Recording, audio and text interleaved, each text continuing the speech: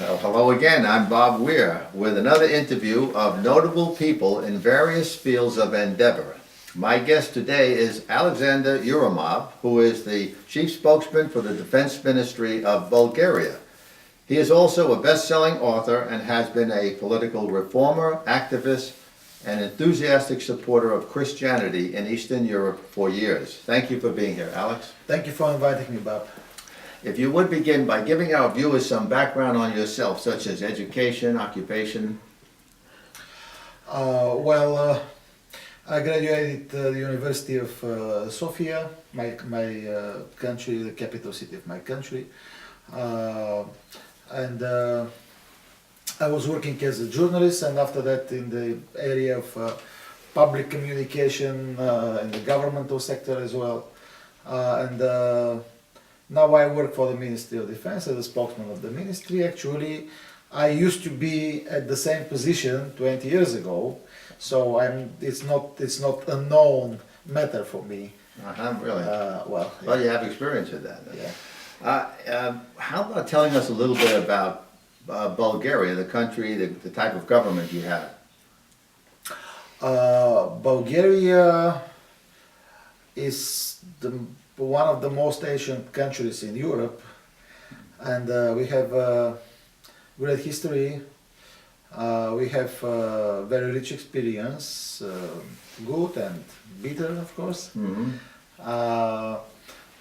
The democracy in Bulgaria began since 1990. It was the end of communism. Actually, Bulgaria was a communistic country for 45 years. So we have almost 30 years democracy in Bulgaria. Bulgaria is a peaceful country. It's very important to be said, and it's a parliamentarian republic. Mm-hmm. We have a president, government, and parliament. So we have no senate in Bulgaria like you have Right. here in the United States. How about, is it difficult for you to maintain your Christian faith and be politically active in Bulgaria? Bob, I believe that it's difficult all over the world. Well, yeah, certainly in many parts of Europe. Actually, because being honest and being following your faith and living as a Christian every day, you have to defend, of course, your faith. You have to defend what you believe in. Yeah, because there is a lot of religious persecution. I mean, not exactly. There are a lot of temptations in your life, in your daily life. Oh, wow. Especially in Bulgaria, no one persecutes Christians because we are Christian country. Actually, maybe about 90% of the population is Christian population. So there is no persecution in Bulgaria, but of course it is always challenge to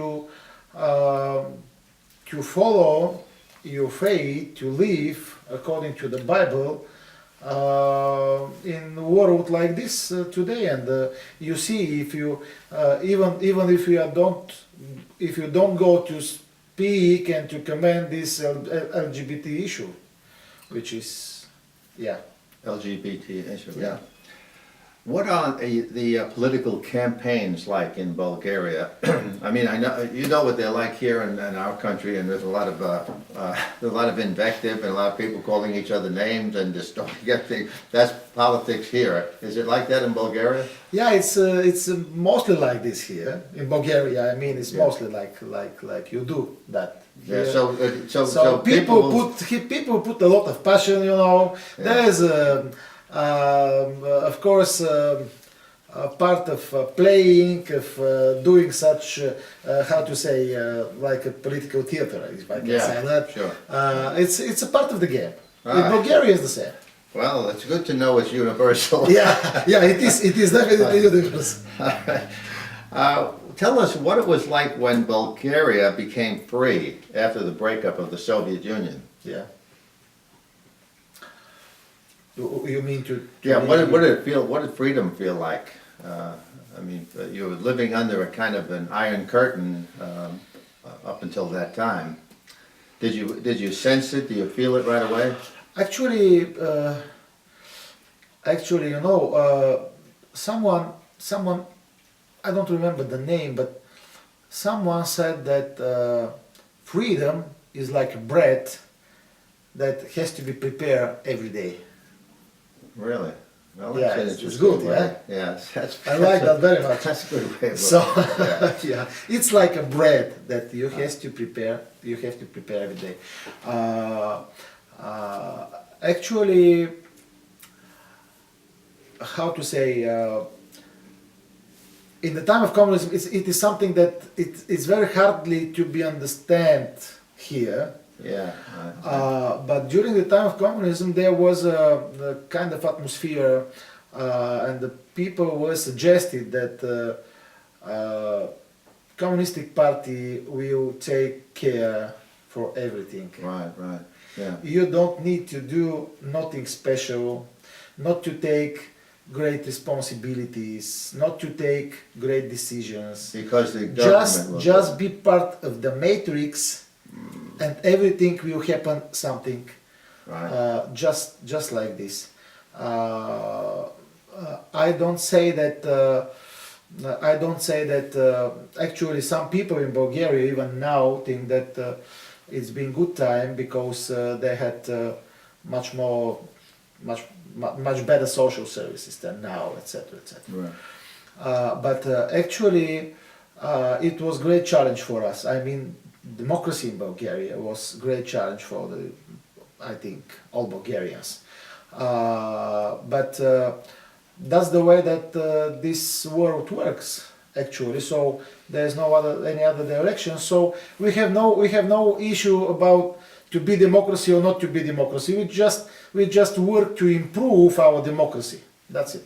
Well, when you had the right to do it, I imagine you just set up a government, because now you had the freedom to set up your own government. Yes. So it was really up to you to take the Bulgarian people to take charge of their country. We need to believe more that it's up to us really. Right. We need to Right. believe more in this. You have to govern yourself. Yeah. Please tell us about your first book, Jesus Christ: Power and Politics. I began to work on it in 1995, and actually it took me 7 years. It was hard work, of course, and everything began with John 6:15.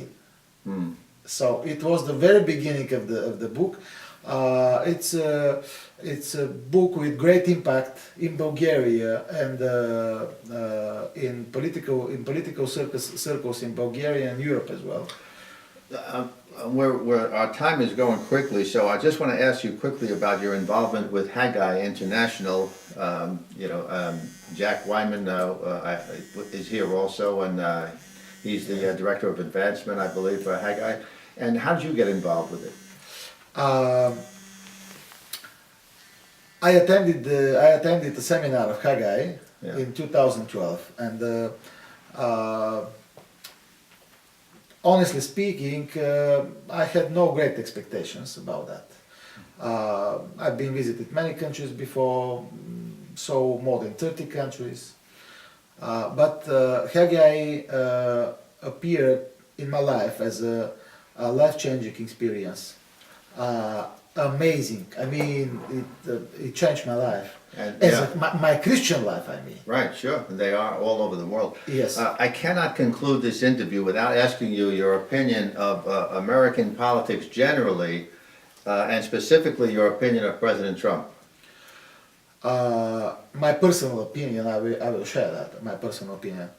I think that President Trump does a great job at the moment. I think he is a promise keeper, and he is an inspiration for many Christians all over the world, including in my country, Bulgaria, including in Southeastern Europe and in Europe. Well, I couldn't have said it any better. I want to thank you, Alexander, for being here Thank you, Bob. and continue the great work that Thank you're you. doing with Christianity. Thank you. Bless you. And thank you for watching.